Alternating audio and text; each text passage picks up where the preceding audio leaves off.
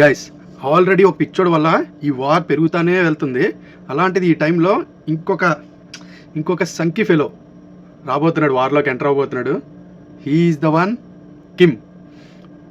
తను అఫీషియల్గా స్టేట్మెంట్ ఇచ్చారు. ఇరాన్తో మేము ఉంటాము, ఇరాన్కి సపోర్ట్గా ఉంటాము, ఈ వార్లో అవసరమైతే ఇరాన్తో పాటు పాల్గొంటాము అని కూడా కిమ్ స్టేట్మెంట్ ఇచ్చాడు. ఒకవేళ కిమ్ కూడా ఈ వార్లో ఎంటర్ అయితే వార్ పరిస్థితి ఏంటో కామెంట్ చేయండి మీరే. ట్రంప్ కూడా ఇలాంటి స్టేట్మెంట్ ఇస్తాడని ఎప్పుడైనా అనుకున్నారా మీరు? ఏమన్నారంటే గల్ఫ్ దేశాల్లో ఉన్న అమెరికన్స్ అందరినీ గల్ఫ్ దేశాలు వదిలి బయటకు వచ్చేయాలి అని అడ్వైస్ ఇచ్చాడు తెలుసా.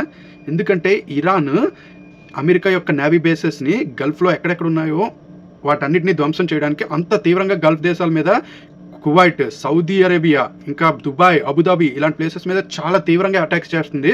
సో ట్రంప్ ఇవాళ ఆ అడ్వైస్ ఇచ్చాడు, అమెరికన్స్ అందరినీ గల్ఫ్ దేశాలు వదిలి బయటకు వచ్చేయాలి అని. అయితే అటాక్స్ అస్సలు ఆపట్లేదు.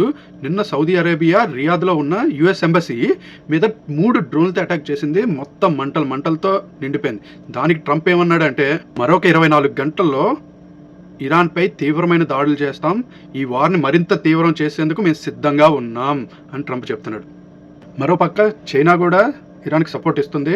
ఇరాన్ యొక్క సమగ్రతను కాపాడడానికి మేము కూడా ఇరాన్తో పాటు ఉంటాం అని చైనా కూడా సపోర్ట్ ఇచ్చింది. ఇరాన్ అయితే అసలు ఎక్కడ ఆపట్లేదు అటాక్స్. నిన్న టెల్వీలో జరిగిన అటాక్స్ అయితే దారుణమైన అటాక్స్. మొత్తం బిల్డింగ్స్ అన్ని కొలాప్స్ అయిపోయాయి చాలా వరకు. చూడండి ఒకసారి విజువల్స్.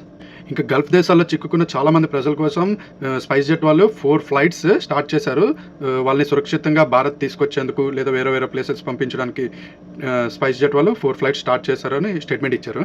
ఇంకా ఇలాంటి చాలా అప్డేట్స్ కోసం మన తెలుగు సీమన్ ఏకే పేజ్ని ఫాలో అవ్వండి, సబ్స్క్రైబ్ చేసుకోండి. Thank you.